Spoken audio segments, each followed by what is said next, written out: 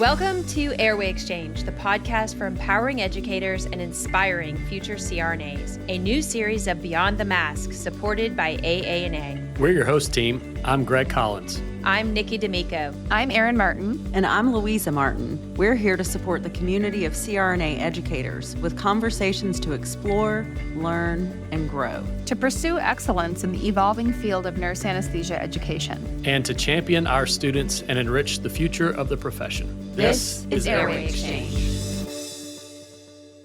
Welcome back to Airway Exchange, the podcast where we explore ideas shaping the future of nurse anesthesia education, clinical practice, and professional development. I'm Louisa Martin, and I'm excited to be here tonight with one of my co-hosts, Erin Martin. Erin, how are you doing? I am doing well. Very excited to be back. Yeah, we got the two Martins on tonight. And I'm excited to have our two guests. We're going to be discussing something that might feel futuristic for some or very present for others in nurse anesthesia education, but something that's definitely rapidly becoming a part of healthcare education, and that's the use of virtual reality for student-registered nurse anesthetists. Our guests are going to be sharing their work on integrating virtual reality or VR simulation into foundational anesthesia training, focusing on skills such as anesthesia gas machine operation, induction sequence, and intubation. So our first guest is Dr. Katie Cole. Dr. Cole is an assistant clinical professor at Emory University. She serves as the simulation coordinator for the nurse anesthesia program there. She's a certified healthcare simulation educator, and her work focuses on innovative approaches to training, including simulation and virtual reality. Katie has also participated in several committees within the NBCRNA, including NCE item writing and professional practice analysis. And on a personal note, she's a dear friend of mine, also a mentor of mine. I think she's an item analysis guru as well. Our second guest is Dr. Kelly Wiltse Nicely. Dr. Nicely is the program director of the CRNA DNP program at Emory University and an assistant professor at the Nell Hodgson Woodruff School of Nursing. She's been a nurse anesthesia educator for more than 15 years and is widely recognized for her scholarship in nurse anesthesia education and research methodology. She's a fellow of both the American Association of Nurse Anesthesiologists and the American Academy of Nursing, and she's contributed extensively to the literature on education and training in our profession. And before we get into the good stuff, talking with our guests, and we're so grateful they're on here and for devoting their time to this, giving up their time. I do want to say that we just want to make a brief disclosure. We have no conflicts of interest to disclose. They're going to be speaking about Simvana, but the discussion is intended not to promote or sell any specific product or platform. Our goal is simply to explore the broader implications in our educational space of virtual reality training and nurse anesthesia education. So now that we've gotten all the logistics out of the way, thank you again for being here, Dr. Cole and Dr. Nicely. And I would love to hear if you would just start off by telling us how you got interested in the topic of virtual reality in nurse anesthesia education. I think it was sort of a group effort of our faculty in that we had some of the same struggles I think a lot of educators in anesthesia have, and that was that we use more and more simulation now that we have more and more technologies available. But our students, they go through the high fidelity simulation, they want to do it again immediately, right? They wasn't quite right, or I want to tweak this, or I want to do this a little bit better. Can I just go one more time? Can I have just 10 more minutes? Can I do it again? Can I do it again? And we would love to tell all of our students yes, but we would be 365 days in the simulation lab. We would never leave. And so we're trying to find that balance of meeting this increasingly kinesthetic learner population with faculty resources, simulation resources that we started to explore a little bit. And virtual reality was a really great way to add to what we were already doing and give students additional touches and get those additional experiences that they wanted, both before and after their high fidelity simulations, if they wanted that. It also gave us the freedom to be able to do it both on campus, and if they have a headset, they can do it at home. So it really opened a world of flexibility with us to be able to meet our learners where they were and with what they wanted. I would add that virtual reality itself wasn't really a hard sell, and that while there's limited literature specifically for nurse anesthesia VR and VR overall, there is some data that does exist that really does show that VR does significantly improve clinical skills, reduce procedural time, It does increase satisfaction and confidence. And there is some literature that kind of says that it enhances the performance clinically and that decision-making in high-stakes situations is improved. And so the literature backs our desire and kind of those things that we were looking for out of a program as well. So in terms of that, it was certainly something we were interested in and something we were motivated to kind of push forward. Tell us a little bit about what the experience looks like from the student's perspective. So in terms of kind of how we set this up, and it started long before the students actually got involved. So with that being said, the planning, the organization, the purchasing, all of that happened prior to the student involvement was lengthy, and I wouldn't sell it otherwise. It involved faculty, it involved a simulation team, it involved obviously leadership in the school because there's money involved. But in terms of engaging with the students, we obviously had the need that was well established, and we also had the desire. Students, like Kelly said, many of our students were kinesthetic learners, so they longed for more opportunities. So we were able to provide that using VR. And what that looked like for us was we didn't want to start too big. So we had this plan to start small and get bigger. What that looked like for us was beginning with a pilot. So when you know Simvana is the platform offers a lot of foundational skills. There's a lot of information or a lot of experiences from intubating, induction sequences, rapid sequence induction. And then it allows you to do a lot of those early foundational skills, anesthesia gas machine. So we knew we wanted to incorporate it on kind of that early level.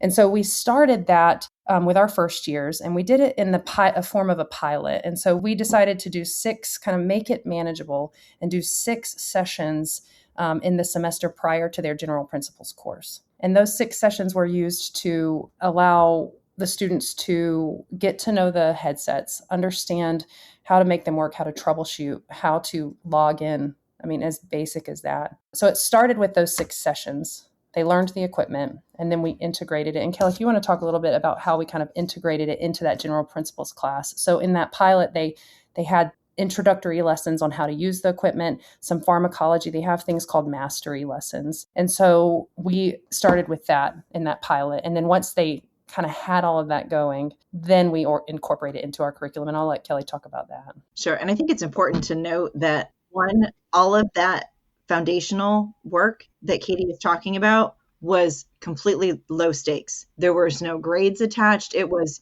you did it and congratulations.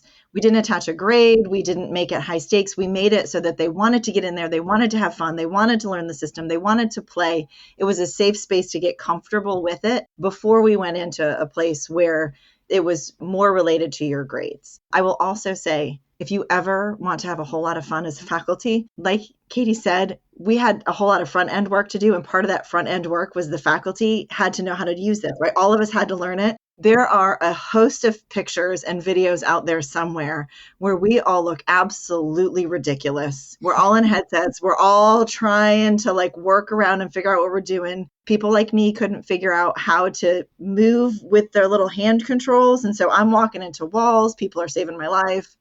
Dr. Everett Moss was great. He helped all of us, but he was herding the cats. So faculty got to take time to learn it before you teach the students. Let's just say that. And that was a point that I was just thinking about, actually, as you said this, at Edge, you guys were there. I came back thinking, oh, I got to embrace AI and I'm a little scared, but I feel better and I'm getting there, right? That's kind of how I feel with VR. But I imagine our learners, this is the Xbox generation, right? So for them, this is no big deal. So I imagine the learning curve for faculty is much steeper than the learning curve for our students. And they probably welcome this kind of education, I would imagine. For them, this is probably oh, bring it. This is exactly what we want. This is what we know. How did you overcome that faculty hurdle? How did you quit walking into the walls, A? And then how did you become comfortable with it? How did you get over your own fear, for lack of a better word? You just do it. And you're okay looking stupid once in a while. You got to check your pride at the door and come in. And I'll be honest, of all of our faculty, I was the absolute worst by far. right? But this is just not something I was comfortable with. I never played video games. I also, in anesthesia school, learned the Bronc the slowest because I could not figure out how to drive that thing. It's okay, right? You just have to be comfortable and it's great that we have folks that learned it really fast and folks that didn't, because that's exactly what our students are like, right? And so we were able to build those connections and like, hey, be patient. If you could see what I did, you are a rock star compared to what I was. Stick with it, it will come. So I think it makes, and the students, honestly, were walking by the room that we were doing it in. So it only just makes it more human for our students. So it was not a bad thing. But back to what it looks like for our students. Once we got them through sort of that sort of introductory, we worked it into our first sort of anesthesia principles course. It is a course that gets them ready to go to the OR. We're an integrated program. So we really want them to know how to intubate and go through a smooth induction sequence and how to really be thoughtful about checking the anesthesia gas machine, not like checking the boxes, but actually understanding what it is that they're checking, even though they hit one button and it does 10 checks. What are those 10 checks and what do they mean? So in our general principles course, we do a lot of things in high fidelity. So the students are required to do the same simulation, like, for example, an induction sequence in the virtual environment, as well as in the high fidelity environment. And what we tended to find was that many of them would either do it before the high fidelity, or they would do the high fidelity and then they would go to VR and they would do it multiple times in VR because they wanted that repetition. Like, I'm going to be great, right? I'm going to do this so smooth. I've seen my faculty do it in a video and it took them 5 minutes and it's so easy. And then they go to do it and like, oh my gosh, this isn't easy. I was 15 minutes and I never even picked up the laryngoscope to intubate. So they were like, this is harder than they make it look. Then, they're all type A anesthesia students. So they're up in virtuality, for 2 hours doing it over and over and over again. And they were happy to do it. And it wasn't us forcing them. You have to do it once, but if you want to do it 20 times, you can. And we had folks that did it once and we had folks that did it 20 times, but they did what they felt like they needed to be successful. So we did that with in sequence, we did it with gas machine, and we saw lots of improvement over the course. Yeah. And I think two things to kind of add to that. The first is that when it came to adapting to using the system, we have a broad spectrum of students. We have non-traditional students who aren't really into gaming. They never were exposed to it or they still don't, participate. So many of those looked much like myself and Kelly, right? They were just struggling through. But what we found is how quickly they adapted. And I think much of that had to do with the particular software that we were using, Symvana. We did run some system usability information that demonstrated good to excellent usability of that actual software. So I think that was a good finding, and it showed true with our group as well. They adapted very quickly. So I think that's important to note when you talk about them adapting to the actual use. In terms of how it was used in that semester or that they were doing all of those things, I also think it's important to note that while they had the opportunity to do that multiple times, many of them did it once, some did it 3 and 4.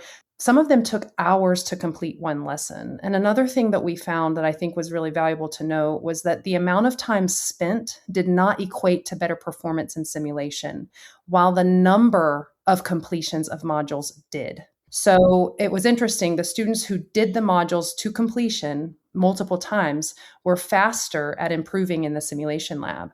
But we had certain students that I imagine were more like Kelly and myself, not as comfortable with technology, not maybe non-traditional students who didn't kind of learn that as fast, might have struggled a little bit more. And so they were having to use the equipment for longer periods of time. And that did not equate to better performance in the sim space. So I thought that was interesting. The more they did, the better, not the more time. So tell us a little bit more about that on that note, because I know you guys studied this. You evaluated the implementation of VR. So tell us a little bit about that, how you set up the evaluation, what outcomes you were looking at. And I can start, Kelly, if you want me to. I'll talk a little bit about system usability. So like I was telling you, one of the things we measured was system usability. So we used the system usability scale, which is a validated tool that kind of displays through a series of questions whether a program is actually the perceived usability. And for that scale, what we were just trying to understand is is this a good use of our money from a perspective of the ability to use it? And so what we found there is our system usability scale was 76.6, which is interpreted as good to excellent usability. So we did measure that. We also measured the perceived workload, and we used the NASA task loader. This was another validated tool that is used, and it is one that basically demonstrates the overall perceived task load, which I think is important when you're evaluating it through faculty and when you're evaluating it over the kind of spectrum of learners. And what that essentially showed was that it was a very low, it was a 2.45 out of 10, that scale, which actually demonstrated very low task load, meaning that it was low in mental demand efforts. Even though those are kind of the higher domains that we found, they were still pretty low. And then, of course, temporal demand, physical demand, those kind of things, frustration were the lowest domains. So that was kind of our first thought, is like, is this worthy of our time and effort? And for that, we did find that it certainly was. The other things that we measured were actually the gas machine proficiency. How did they do in their checkoffs? And first, I want to state that we had two groups. So we had a group that was the VR cohort. And in that group, they actually were the ones that we're talking about, the ones that had the VR exposure versus not. And then we had the control cohort. Now, what we used for the control cohort was a couple things. Our first cohort was the control cohort, what was the year prior to when we implemented VR. And we had recorded every single simulation that they had. And we were able to review those simulations for the data that we were looking at. So we were able to look at time metrics and their performance through that. We also did the same thing with the VR cohort. So we were able to get all of our metrics through watching that. The other metric we did was anesthesia gas machine. And with that, we were able to look at how many of our students, we have a checkoff that the students have to do at the end of their general principles course. So this is kind of where it's integrated. And at the very end of that class, they have to do their checkoffs.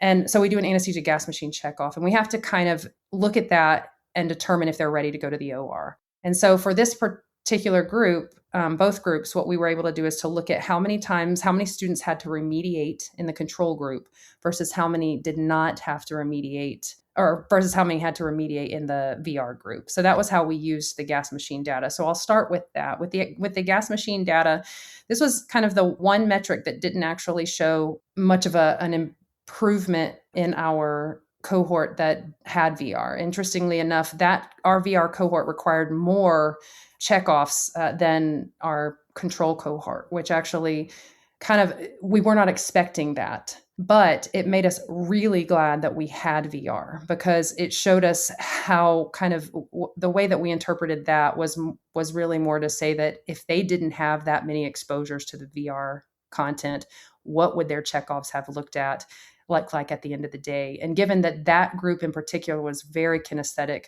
from their learning perspective, we were really glad that we had gone through VR and that they had repeated exposures to that. And I will also say with that group, from an emotional perspective, the gas machine is really an intimidating piece of equipment for a lot of students. And so whether or not we saw an improvement in their actual performance, which we did not see that, the students told us they felt better. So anecdotally, we don't have the data to prove it, but I will say that from a perspective of the students, I'm about to teach gas machine next week. And today when I, sort of gave them the preview for the next cohort, they're like, oh, do we get to do that in virtual reality? We heard it really helps. Like we talked to the cohort ahead of us and they said it's really helpful. So while it's not data-based, I do think from, like Katie had talked about, that perception of how they feel being able to have access to this may be different than what the data showed us as far as what they were able to do. And with a very kinesthetic cohort, like she said, they may have struggled even more had they not had that extra hands-on. I will say this. I don't know, Louisa, at Augusta, what it is like for teaching the anesthesia gas machine. But prior to VR, we were spending an unbelievable amount of time connected to the gas machine, trying to explain every little detail about it. And from a faculty perspective, and again, this has not been measured. I mean, I hope, there's so many things we wanted to measure in terms of return on investment for this. But I would say that from the perspective of faculty, it was a very different year. They did not come in with as many questions. They came in ready, kind of expected. And I felt like it really saved us time as faculty because we would spend days just married to the machine. One of us is is on the machine, just talking them through it, answering questions, and they could not understand the APL valve. That was such a concept that was not tangible to them. But it was not the same experience this year. So I feel in that way, I feel like it did help with workload. Is there content that comes with the software that is for the anesthesia gas machine? And then so you didn't have to develop the content, like it comes. Oh, no. The product that we're using, for example, they even have like some pharmacology review stuff. They have induction sequences. They take you through a gas machine check, and they've got additional things as well that they've built in. For example, one of the things we struggle with is the airway fire. So we may or may not have had a smoke machine incident gone amok such that they had to evacuate the building and the fire department came. Mistakes have happened. But now we don't have to do that in the simulation lab. We can do it in VR, and we never have the fire department coming back to us again. We got fog machines officially banned in the School of Nursing sim space. Yeah, yes, we did. That was me. Mm-hmm. That was me. Yes. Mm-hmm. I'm sure many people have stories where they are the reason behind a new policy or new rule. Yeah, that was me. Okay, The anesthesia team is the reason that fog machines are banned. But to that point, I mean, that is such an important thing for them to be able to not just, talk about diver, not just talk about what I would do, but then you've got to do 5 things, one right after the other. Or if you've got 2 people, who's doing what and collaborating and making it work. Well, you can do that now with virtual reality and not have a fog machine and not have to just rely on didactic conversations, right? And you can make it very realistic. So there's definitely things built into that can help you augment what you're already doing, do something you're already doing better, even just help for students that are struggling and maybe a pharmacologic principle. If they have that module, they can go in and they can work on that pharmacology module just to help give them another touch point, another place to engage with that material. And so they have multiple scenarios, all the way complex to simple to just kind of skill-based in terms of learning that, medications, all of that. So, and they're built out and you get the data back from your students' performance.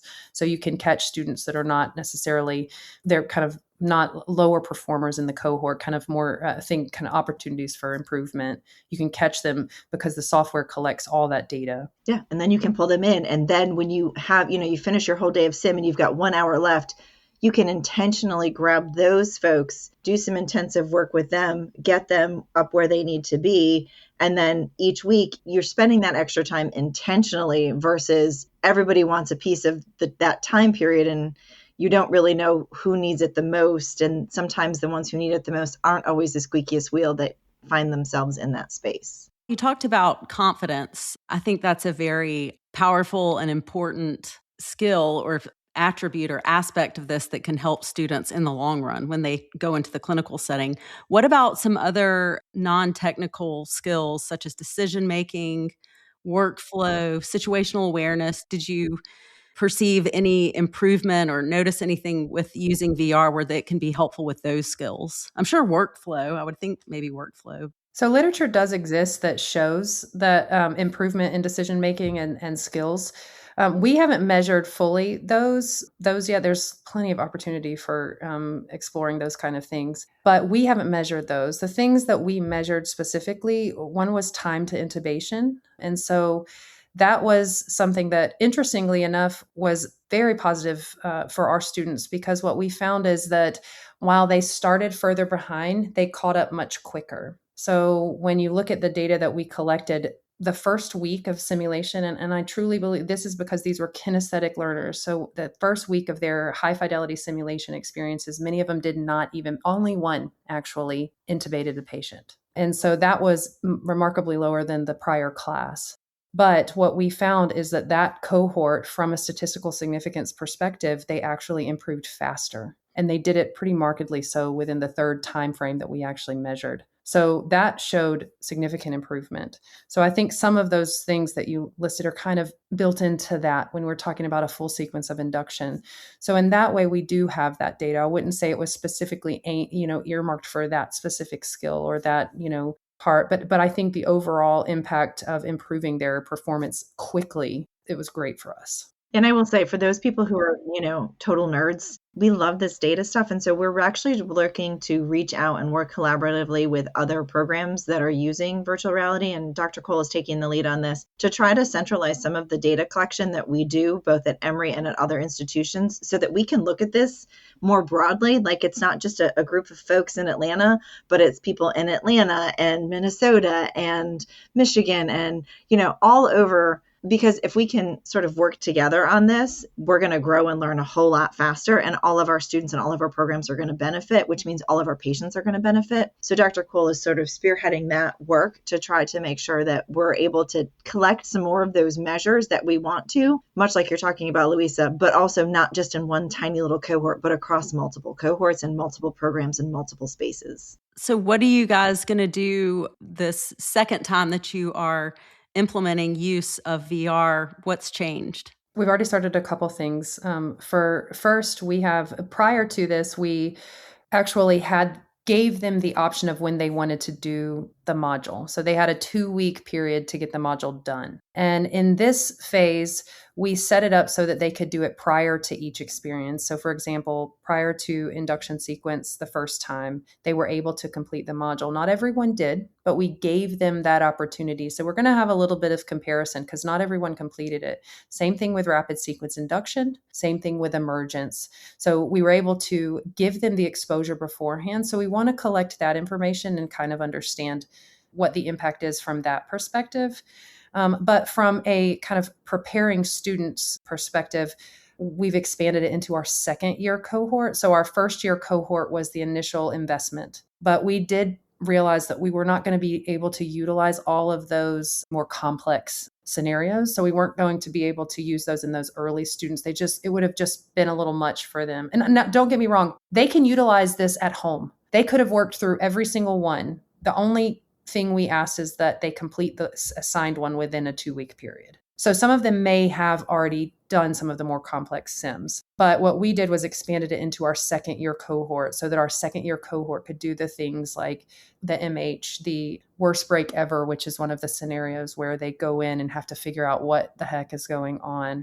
That's great. Also, the airway fire is another one last, things like that. So they have the ability to go in and do those more complex sims that are really low frequency but high acuity scenarios that are pretty difficult to simulate in the OR environment, at least to the degree that we would like to. And one of the things I love with the second years is we've worked to go back. So, you learn the gas machine in your first year-ish, first or second semester, never to be thought of again until you're studying for C or NCE, right? I mean, and that telling these students that the curriculum is cumulative and we're going to test you on all these things is not necessarily enough incentive for them to go back and revisit it. So we do build in required VR for them to go back and do things that they did in first year that they've forgotten some of the finer points for, so that we can go back and make them go back through some of that pharmacology principles, go back through some of that foundational gas machine stuff. Yes, you're checking your gas machine every day, but you're going through it rote. You're not thinking about what it means. And so that they're getting both some of those more complex simulations, as well as we're going back and pulling back some of that information that if they aren't critically thinking about it, they've lost along the way, or they've softened their knowledge a bit too. That's great. I mean, it sounds like a wonderful thing and it's wonderful that y'all are using it and that you're systematically evaluating it. And hopefully if there are any listeners to the podcast who are also utilizing VR and want to collaborate, I think it's great when programs can work together to have even more, powerful data. You talked a little bit about kind of lessons learned from the beginning. Do you have any other suggestions for programs who are just in the thinking stages of contemplating? They're in contemplation? I would say one thing is a lot of pushback, I think, often comes back to program directors about the cost benefit of it. And there's not a lot of data on cost benefit, but I think, and that's one thing that Katie and I have talked about that I think is definitely low-hanging fruit that we need to think about collecting data and publishing on this to help programs out.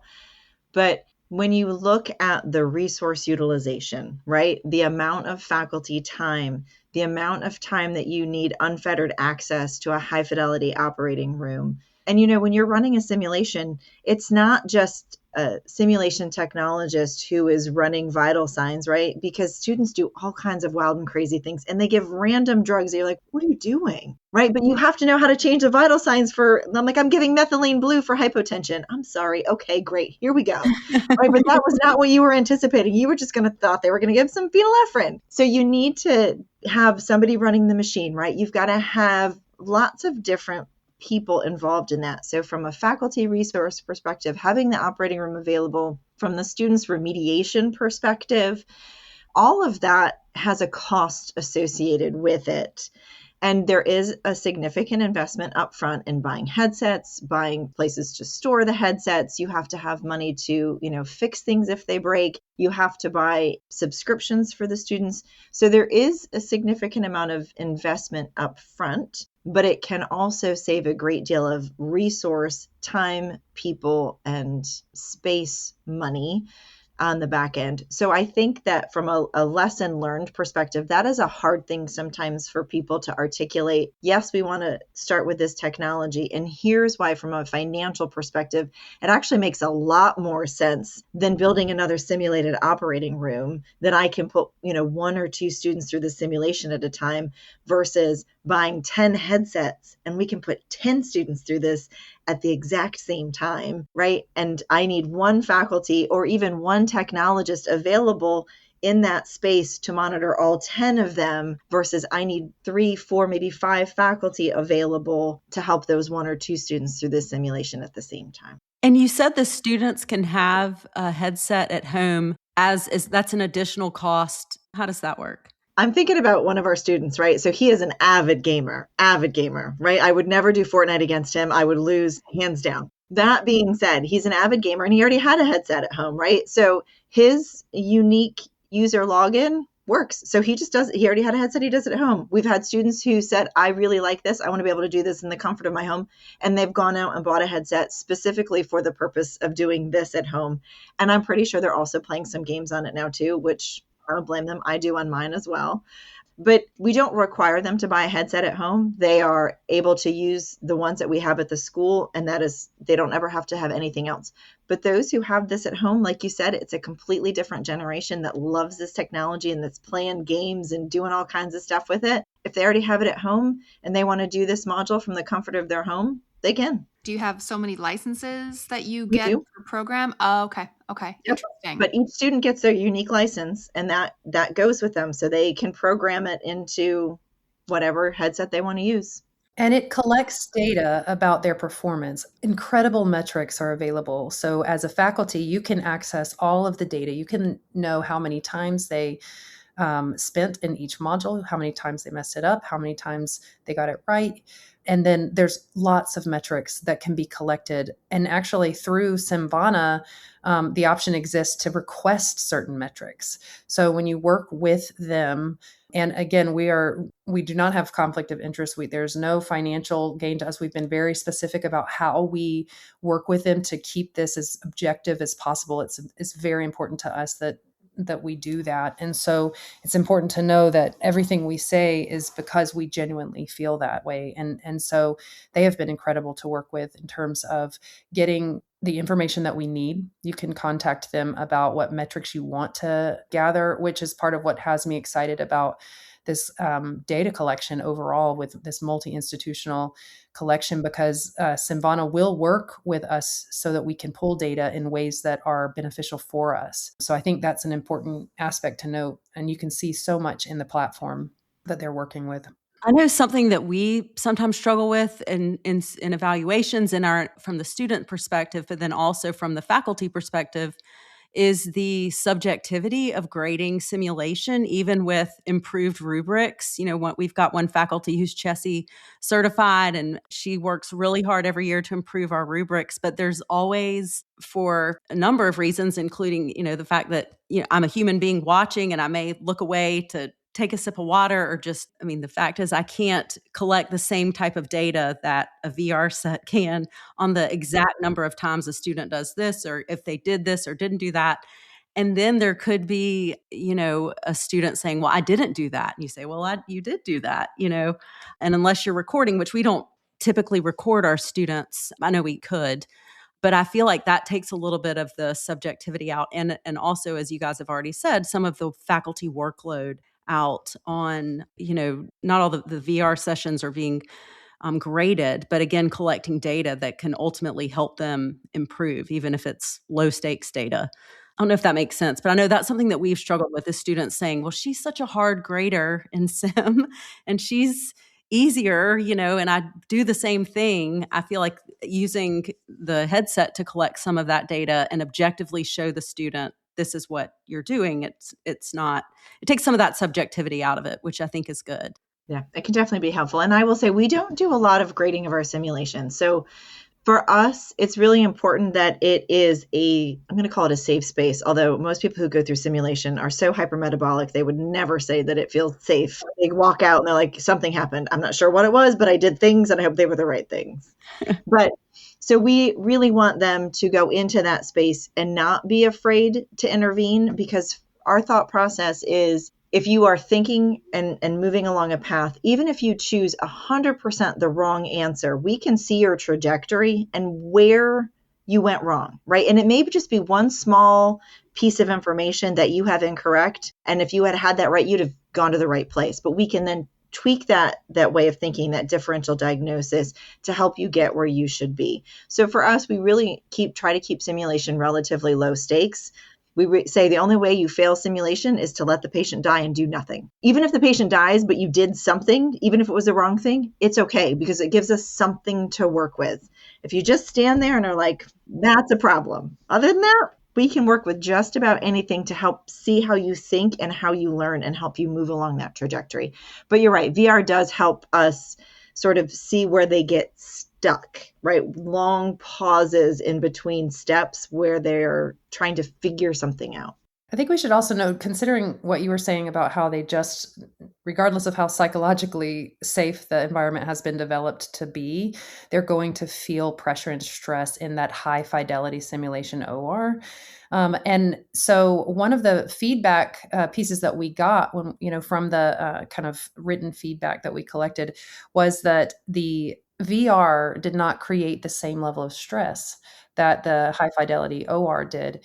And that allowed the student to work through this scenario without the pressure and without the stress multiple times. And so that, I think, was important data that we collected that really kind of even more reinforced the use of VR as they head into that more stressful environment of the OR. I also think about, and we haven't really operationalized this, but we've talked about it internally, right? You have students who need remediation, right? And maybe they need remediation because they're brilliant, but they just can't get it out in their hands, or they're nervous and they haven't overcome those nerves yet.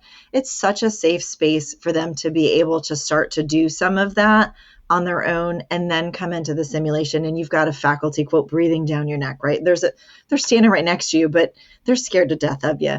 So being able to be in that VR space, I definitely think there's opportunities thinking about remediation. There is so much that could be done, and we're at the tip of the iceberg. This is relatively new. Looking at this data is new, but there really are just so many opportunities to consider how this can help programs, students, and patients. Yes, I was going to ask, what is your vision for the future? Where else do you see this?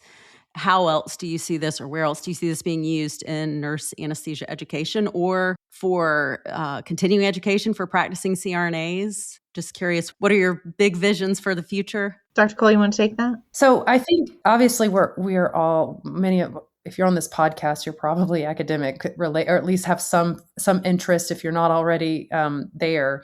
And I think for us, the first thing we do is ask questions, right? The first thing we want to know is this worth our time? Are we investing our time and our money and our brain power, which we know is used and stretched thin?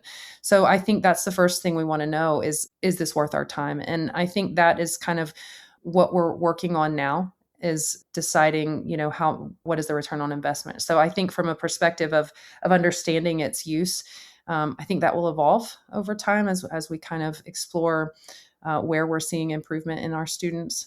Obviously, I'd love to see lots more built out scenarios that we can do both in the VR space and in the simulation lab. So I'm excited to see where Simvana goes with this in terms of what's next in their development for different scenarios, because I think that while it's an incredible experience, VR is not going to replace what is the hi-fi OR. You just can't generate that same stress, the same physical movement that is actually allowing your brain to process the knowledge in the same way.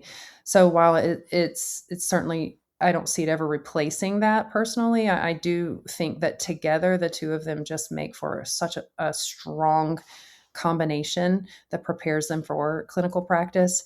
And I think there's a lot of potential for just expansion on those kind of scenarios. I think we have no idea. Honestly, I think we have no idea how this can serve us and how much it can grow and the incredible things that can come from it. Augmented reality, any version of extended reality and simulation, I think has really good promise. This has been great. I thank you guys so much for being on here tonight. And as we get close to wrapping up, I want to know if there's one takeaway that you hope our listeners can walk away with as we get to the end of this episode. I think it's something that we almost started with, and that is it can be intimidating, right? Like AI is intimidating, VR is intimidating. And you have to, as a faculty member, realize that, we've been keeping people alive. And when I trained, half of my patients were induced with pentothal and or thiopental and half of them with propofol. We were using halothane on all of our kids. And look, I have grown and adapted.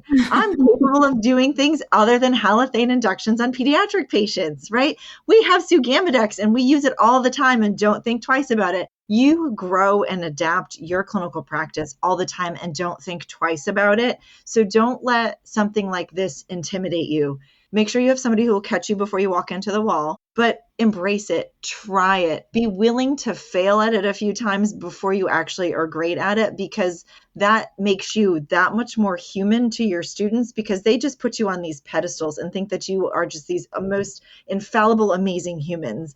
And in reality, you're wildly fallible and you walk into walls when you're learning VR, and it's okay, because if they're not perfect at it, they're going to get there too. So give yourself grace as an academic or a program director or program faculty, and get in there and play with it and enjoy it and realize that you embrace technology in your practice all the time. And it's no different embracing technology in the academic environment. You figured out Sugamidex, you can figure out virtual reality. How about you, Katie? I don't think that I could add anything better to that. What I will say is that for us, it's been something that we have been able to find excellent kind of use for. It is scalable. They can repeat it. The students love it. The faculty appreciate that they're not having the same conversation so many times and having to stand next to the anesthesia gas machine for hours on end. It's hard to really say much more than that, really. Erin, do you have any final questions? I have just really enjoyed taking this all in. This is something I didn't know much about before tonight, so I've really appreciated discussion and learning about this. And I have all kinds of notes for things that I think I'd like to start to incorporate into our program. So one of the best parts about being part of this podcast is I learn something all the time. So I thank you guys both for sharing your experience and your knowledge. I can't wait to get started. If this is appropriate, I would love to say to the listeners, I'm always open to conversations, to questions, to helping you. So if you're listening to this and you are like, I have a million more questions, this is just the surface. I need to know how this goes. I need to understand it. We're here. Please email me. You can find my email through Emory. Also, again, we did recently publish a methods paper on this. If you want kind of a step-to-step guide, it's with the Journal of Nurse Anesthesia Education. So you can find that. It was recently posted through their social media channels and things like that. So feel free to review that and reach out. I'm happy to chat. If you're already utilizing Simvana and you want to talk about the data, please reach out. We'd love to team up, collaborate, and get more out of this for all of us. We can share your email and any links you want us to share in the show notes. We'll be sure to do that. Dr. Nicely and Dr. Cole presented twice at Edge. I wasn't able to attend the one on VR because I believe we were recording an episode, but I did attend your presentation from induction to instruction, which was wonderful. So like Erin said, I love being on this podcast because we get to have one-on-one time with incredible nurse anesthesia educators who are on the cutting edge of, just improving this wonderful profession. So thank you guys again for your time tonight. I know your time is precious. Thank you to our listeners, and we will catch you guys on the next episode of Airway Exchange.